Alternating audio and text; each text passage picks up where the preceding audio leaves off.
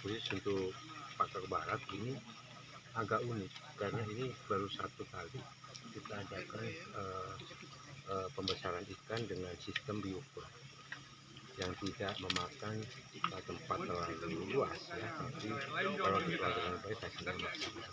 Ini baru pertama, sehingga ini dicoba. Kalau bioflok ini berhasil di sini, maka bisa kita kembangkan di tempat-tempat yang lain ya. Kemudian kita lihat jenis ikannya. Di sini dicoba nila cukup bagus, harganya cukup bagus juga.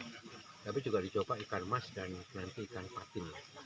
Tapi kalau untuk ikan lele, kita nggak tahu ya, karena airnya terlampau dingin. Nah, kemudian tadi di daerah kita serahkan Alsintan ya, traktor roda 2 untuk 5 kelompok dan hand sprayer elektrik ya untuk 3 kelompok, masing-masing kelompok 5.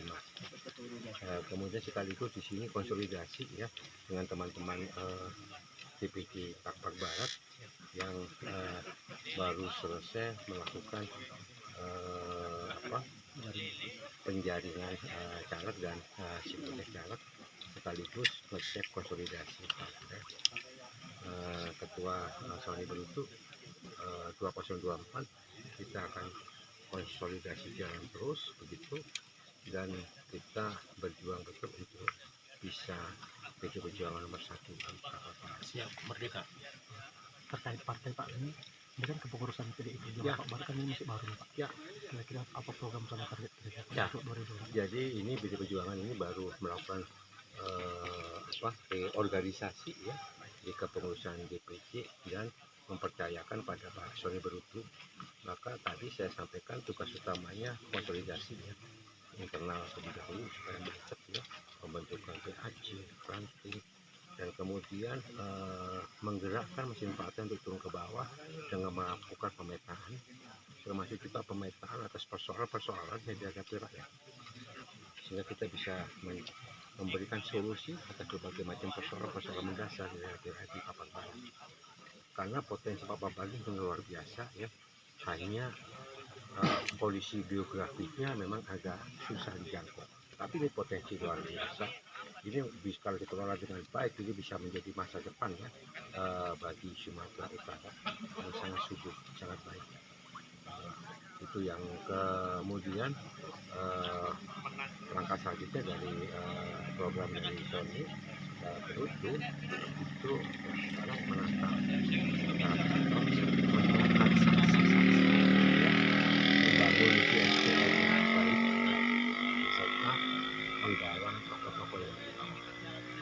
Oke, satu lagi Pak, tidak melenceng Pak terkait dengan food estate Pak, ini kan food estate yang sekarang ini kan katanya kabarnya gagal ya. Itu kira-kira ada. Jadi food estate itu kita evaluasi total yang di Sumatera Utara, termasuk di sini dan Kumbang hasil kita, karena di Tenggarai gagal.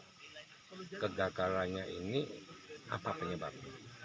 Lokasi yang tidak tepat, pengelolaan tidak profesional, terjadi tindak korupsi ya, atau pemilihan tanaman yang tidak cocok ya, kita akan evaluasi. Ini sudah masuk di Komisi 4 dan kita evaluasi menyeluruh terhadap program food estate khususnya di Sumatera Utara ya, karena ya sebagian besar gagal ya. Karena waktu itu kan diharapkan di sini bisa memproduksi bawang merah ya, kan mungkin nggak cocok ya bawang merah, atau pengelolaannya tidak bagus, atau kulturnya tidak bagus, atau program ini terlampau dipaksakan. Maka evaluasi menyeluruh terhadap program food estate utamanya di Sumatera Utara.